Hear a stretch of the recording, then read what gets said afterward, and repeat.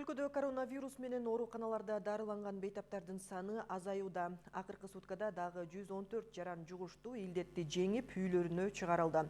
Анын 23-ü Бишкекте болсо, калганы башка аймактарда дарыланып жатышкан. Бардыгы болуп оорудан сакайгандардын саны 41.796-га жетти. Кенен кабарчыбыз айтып берет.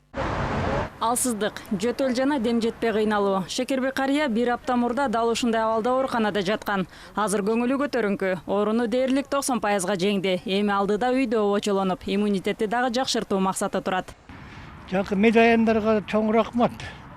Күнү түнү менен иштеп, уколун сайып, барын карап атты тынбай. Чоң рахмат ошолорго. Бул ооруканадан бүгүн 7 жаран үйүнө чыгарылды. Ооруканага кайрылган жарандардын саны кескин азаган. Дарыгерлерге кезек күтүп тургандар жокко эсе. Азыр бейтапканада 51 жаран коронавирус илдети менен алпурушууда. Булар ошо орто эсеп менен 10-12-14 күнгө чейин жатып дарыланып чыгып атышат. Ошо двусторонний пневмония менен. Ошо 7 кишини бүгүн узатып атабыз үйлөрүнө.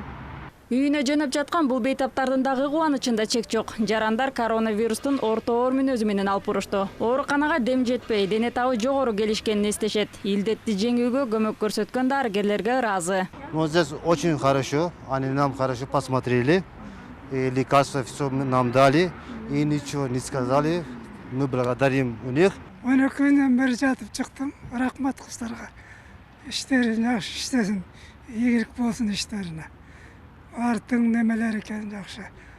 Байкетіге деп жүргап тұршады.